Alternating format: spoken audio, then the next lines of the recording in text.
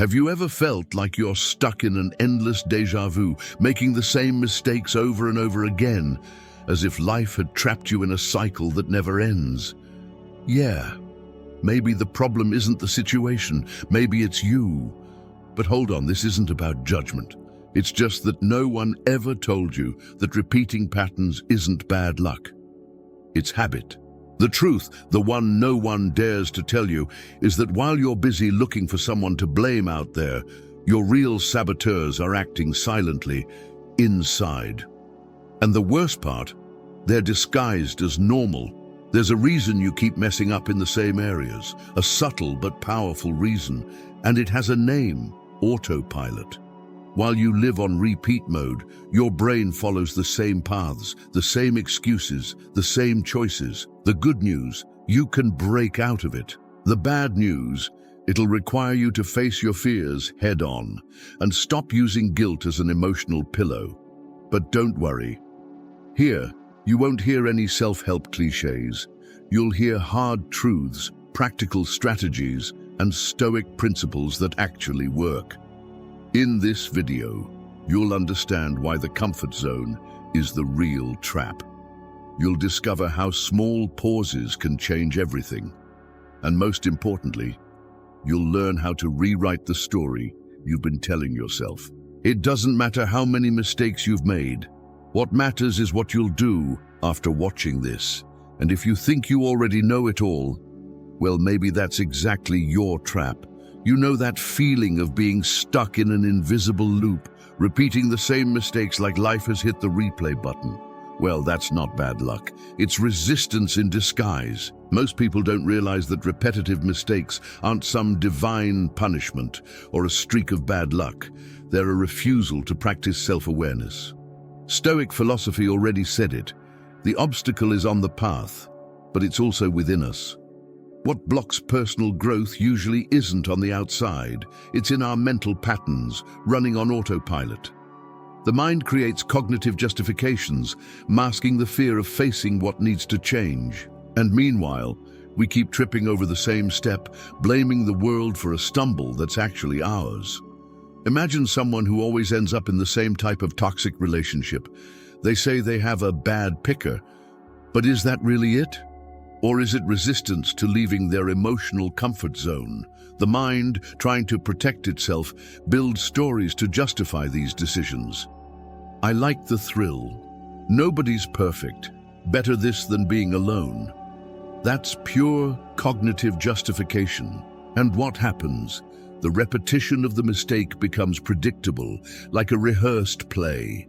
The guilt comes but doesn't last.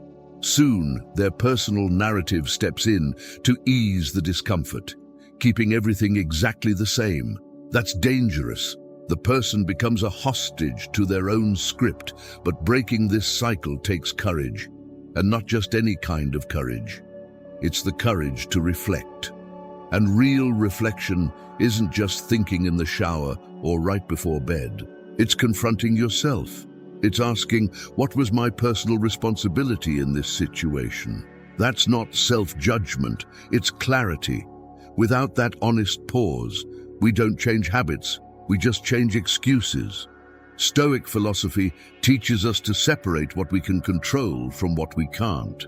And our repetitive mistakes, well, those are 100% within our control. But as long as we think the problem is always someone else, or the situation, or just bad luck, we'll keep going in circles and calling it life. It's crazy to think that so often we'd rather repeat a familiar mistake than face the fear of the unknown, because fear paralyzes, guilt numbs, and comfort intoxicates. We cling even to what's destroying us, as long as it feels familiar. The comfort zone isn't a hammock, it's a well-decorated cell. And leaving it doesn't require some grand event. Sometimes it just starts with a conscious decision, like saying no where you used to say yes, changing your route home, pausing before reacting, small acts with big impact. It all begins with a more critical look at yourself. That's what separates those who awaken from those who merely survive. The person who begins to truly observe themselves realizes how much they're running on autopilot, and that's transformative. They start to see how unconscious repetition shapes their days. And once they see it, they can act. They can break the pattern. They can stop playing the victim and step into the role of the protagonist. But hold on. It's not magic. It's daily practice, like sharpening an axe before chopping wood. Speaking of that, have you heard the story of Joachim the carpenter? Joachim was a respected carpenter in his village. He'd worked with wood for decades, but refused to listen to any opinion other than his own. Proudly, he claimed he knew enough. One day, he was hired to build a boat. The wood was high quality. The project looked promising. But just 2 days at sea, and the hull started giving in. The boat sank. The blame? Joachim pinned it on the weather, the nails, bad luck. But the truth is, the fisherman had warned him. The boat was poorly balanced. He ignored them and paid the price. In the beginning, Joachim tried to justify himself with everything he could. "I've built 10 boats before," he said. But in that moment, he was forced to face something deeper, his resistance to listening. From that failure, he decided to do things differently. He sat down with the fishermen, listened with humility, and learned from those with more experience. That's when he realized the problem was never the world around him. It was the mental patterns he had nurtured. That turning point only came because he had the courage to let go of his ego, his pride, his comfort zone. This small parable shows us something huge. Sometimes wisdom isn't about knowing more, but about allowing yourself to be taught. Joachim didn't change out of fear or guilt. He changed through reflection, through self-awareness. He saw that his repeated mistakes were a direct result of his autopilot, always acting as if he already knew everything. And that mental pattern is more common than we think. How many times do we repeat the same mistake just to avoid admitting we were wrong? Joachim reminds us that growth also requires unlearning. Imagine if Joachim had kept going down the same path. How many more boats would have sunk? How many people could have been hurt because of his stubbornness? That's exactly how it happens in real life too. Every time we reject feedback, dodge personal responsibility, or hide behind cognitive justifications, we're building fragile boats. And when they sink, they take our dreams, projects, and relationships down with them. But when we truly listen and act on it, transformation stops being a theory and becomes practice. Today, Joachim is a role model, not because he never made mistakes again, but because he learned not to repeat the same ones. He builds strong boats because he first built a new internal pattern. And that's a reminder, every mistake carries a lesson, but only those willing to listen will learn. The vicious cycle is broken with humility. And the key to that? Self-observation. The biggest turning point in someone's life doesn't come from the outside. It comes from within, silent and powerful. In the moment a person begins to observe themselves. Self-observation isn't some mystical concept, it's a practical, everyday habit. It's when you catch yourself about to say that same phrase that always leads to an argument, and you decide to stay quiet. It's when you realize you're choosing the same kind of distraction every time you feel insecure. That's the beginning of habit change. It's the moment when awareness shows up and asks, do you really want to repeat this pattern? That pause, that tiny space between stimulus and action, is where conscious decision is born. Those who develop self-awareness realize that most mistakes aren't bad decisions, they're automatic reactions. Autopilot kicks in and we just repeat. The same hurtful comment, the same impulsive purchase, the same excuse that momentarily relieves the guilt. But when you train the pause, something shifts. And here's a practical tip. Use physical triggers as anchors. Grab the doorknob before a tough conversation, Pause. Picked up your phone again for no reason? Pause. These small signals are there to activate your awareness and break the cycle. It sounds simple, but it's not easy, because observing yourself takes courage. It's much more comfortable to blame others, blame time, blame life. But true growth begins when a person takes personal responsibility, even for micro decisions. I said that because I felt inferior. I cancelled because I was afraid to fail. I hid behind humor because I didn't want to show vulnerability. That's hard to admit, but it's freeing. Stoicism teaches exactly that. True freedom comes from mastering yourself, not others. If you want to start in a practical way, track your recurring behaviors for 3 days. Use a sheet divided into 3 columns: situation, action, and emotion. You'll be surprised by the patterns that show up. You'll notice that some mistakes aren't even that big, but their repetition slowly eats away at your self-esteem. And that's where reflection becomes a powerful tool. You stop being just a passenger in your own story and begin to take the wheel with intention. And that right there is where stepping out of your comfort zone begins. Because the more you observe yourself, the more you realize how tightly you're holding on to what's predictable. And then comes the next obstacle you have to face, the sweet, well-disguised trap of the comfort zone. The comfort zone is that place where nothing hurts, but nothing grows either. It feels like peace, but it's actually stagnation. A lot of people live there for years, thinking they're avoiding problems, when in reality, they're just postponing life. Staying where everything is predictable may seem sensible, but that's where the real danger lies. Fear of the unknown disguises itself as caution. Stoic philosophy teaches us that discomfort isn't the enemy. It's a guide. It points us toward where we need to go, even if it hurts. The problem is, we often confuse comfort with safety. And when that happens, any attempt to change feels like a threat. It's strange how the mind sabotages us. Every time we think about changing paths, it drops a flood of cognitive justifications in our lap. Now's not the time. I'm not sure. It's going to be too much work. All of it designed to avoid the pain of the new. But the new never comes wrapped in certainty. It comes in doubts, fears, guilt, and a storm of internal questions. That's where most people freeze. They'd rather stay on autopilot, stuck in old mental patterns that go nowhere. And the worst part, they convince themselves they're doing the best they can.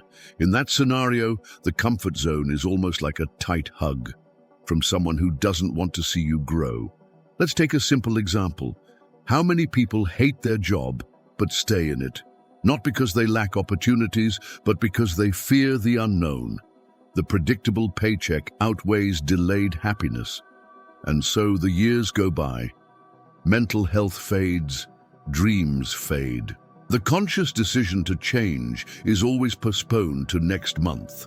But that month never comes, because without self-awareness, people don't even realize how trapped they are by their own personal narrative. And the story they keep repeating is always the same. I'm not capable. It's not for me. I'm too old for that. All of it, comfortable excuses. But here's the raw truth. The comfort zone only feels safe until life shows you that everything that stays still eventually rots. Stagnant relationships rot. Stagnant habits rust. Shelved dreams gather dust. And the guilt of not having tried becomes a silent weight we carry without even realizing it. But there is a way out. And it starts with a small choice. Challenge yourself. Read something different. Step into a new experience. Accept I don't know as a starting point. Progress doesn't live in comfort. It lives in effort. And the more you challenge yourself, the more you realize how often you've been repeating the same mistakes. Because where there's unconscious repetition, there's automatic habit.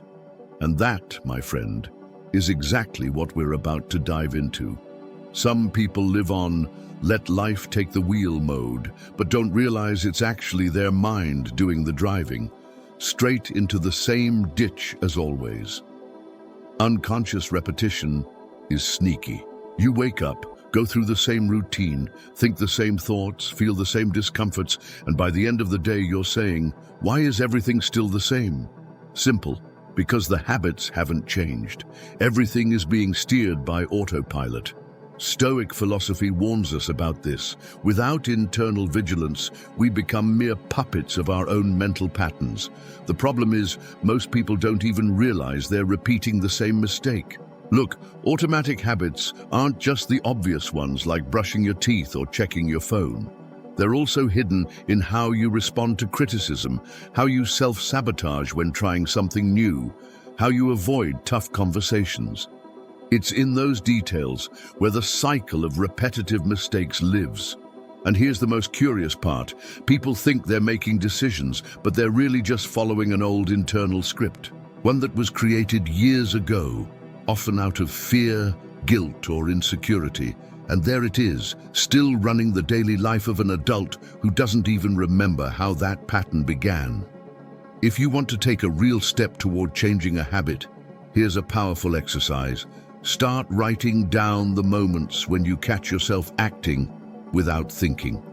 For example, did you eat when you weren't hungry? Spend money for no reason? Avoid a call? React with automatic anger? Every note is a mirror. It's not for judging, it's for seeing. And once you see it, you can start to interrupt it. That's a conscious decision. And over time, that practice becomes a new routine. That's when your mind begins to shift out of autopilot and starts driving with intention. And it doesn't have to be something huge. A simple wait a second before an emotional reaction can be a game changer. Instead of firing off that snappy email in the heat of the moment, breathe, read it again, and respond with clarity. Instead of repeating the pattern of staying up late on social media and waking up tired, try going to bed just 30 minutes earlier. The change starts small, but the impact is massive. After all, every new habit that's born is an old pattern that dies, and every mistake avoided is proof that you're truly paying attention to yourself. But it's not always that simple, because there's one detail that complicates everything: emotions, fear, guilt, anger.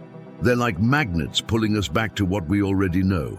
And if you truly want to change, you'll need to learn how to deal with them. Spoiler, that requires letting go. And that's exactly what we're going to talk about now. Few people admit it, but the real villain of change isn't lack of time, money, or support. It's attachment. Attachment to old emotions, unresolved stories, roles that no longer make sense. Stoic philosophy teaches that in order to evolve, we must learn to let go. And that has nothing to do with coldness or indifference. It has everything to do with clarity. Take fear, for example. Those who cling to fear live surrounded by cognitive justifications. I won't try now because I'm not ready.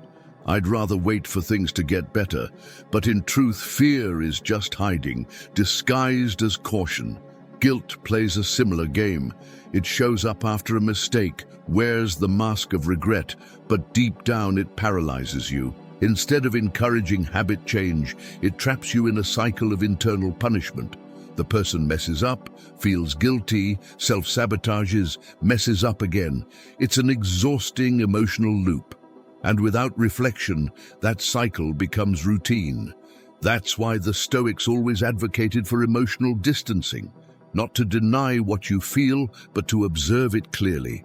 Because those who feel without reflecting, repeat. And those who repeat rarely change. Emotional detachment isn't about turning into a stone. It's about not being controlled by waves that pull you aimlessly. Want a practical example? Every time you feel anger, before reacting, write 3 minutes, unfiltered. Then read it. This simple act pulls you out of the heat of emotion and places you on the ground of awareness. It works for fear, anxiety, sadness. Emotions need to be processed, not ignored.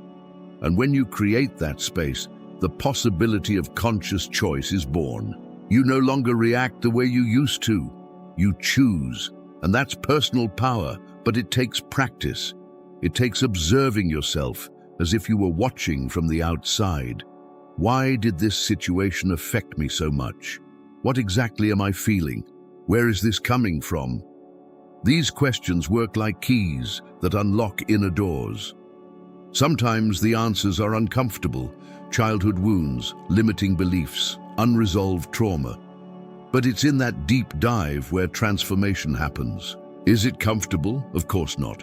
But staying on the emotional surface guarantees only one thing: unconscious repetition. And let's be real, you already know where that leads, right? That's why, after letting go of the emotional weights holding you back, the next step is to free the way you see yourself, because your personal narrative might be more outdated than you think. Everyone carries a story in their mind, a silent script that says who you are, what you deserve, what you can and can't do. And the problem is that personal narrative is often written during moments of pain, fear, or frustration.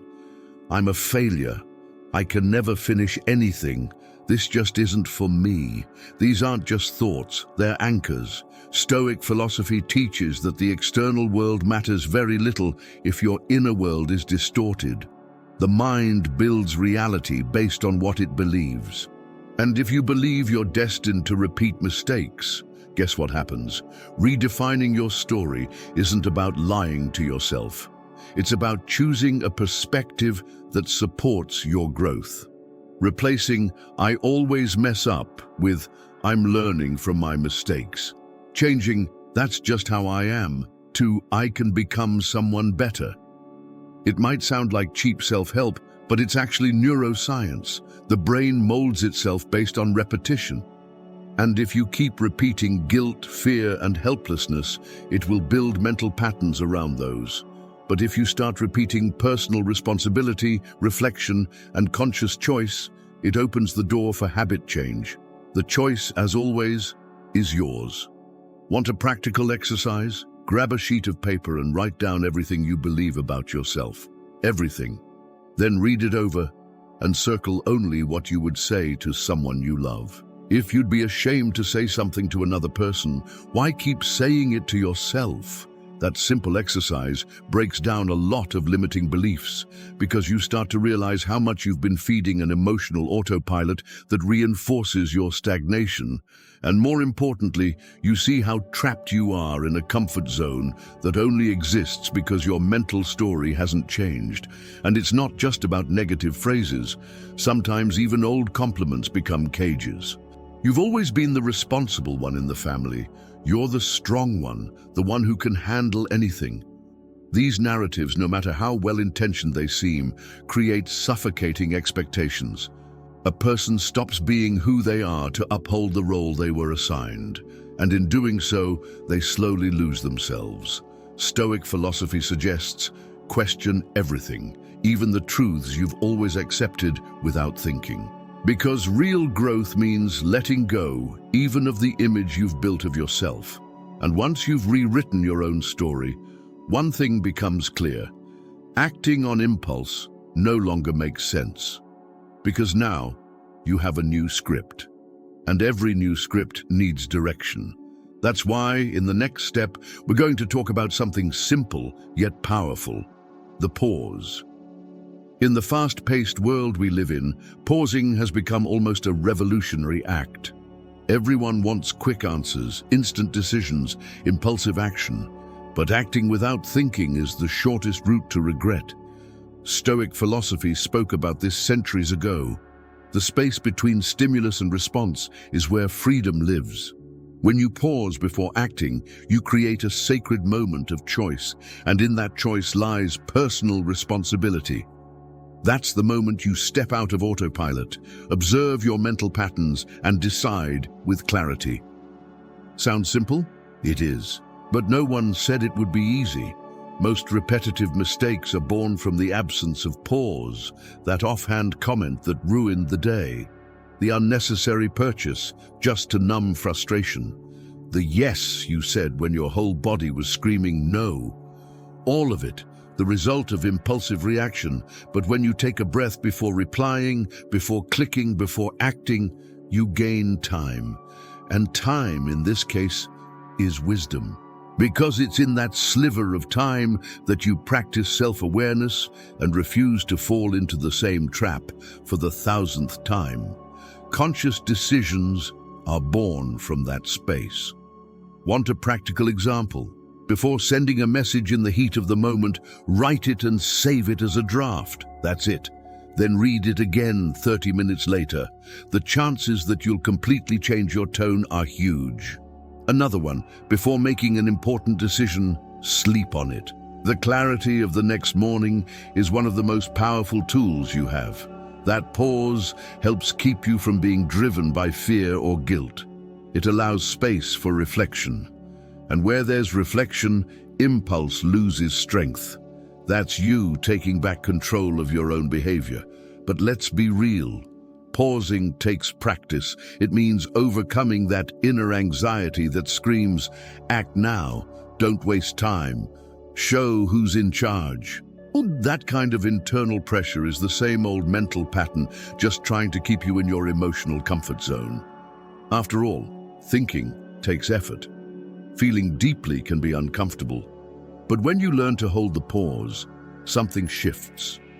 You stop being a prisoner of urgency and start becoming the master of intention. You act because you choose to, not because you were carried away. And with that, the cycle begins to close, but not to end. It closes so it can restart at a higher level, because now that you understand all this, it's impossible to pretend you don't know anymore. If you've made it this far, it's because something inside you wants and needs to change. The question now is, will you let this knowledge become just another video you watched, or will you turn it into real, concrete action that shows up in your everyday life? The biggest mistake isn't making a mistake. It's continuing to justify the same mistakes with the same old excuses. It's time to stop living on autopilot. Time to stop accepting guilt as a sentence and fear as your guide. You don't need luck, you need courage. Courage to observe yourself, to step out of your comfort zone, to break the mental patterns that keep you stuck. So now I ask you, what habits are you going to start changing today? What story will you begin to rewrite from this point forward? What conscious decisions will you make to stop falling into the same traps? Only you can answer that. And the best time to start is now. Simple as that. If this content sparked something in you, made you reflect, or gave you that aha moment, subscribe to the channel now and turn on notifications. Around here, we keep this conversation going with depth, clarity, and no fluff. And remember, no one can do this for you, but you don't have to do it alone either.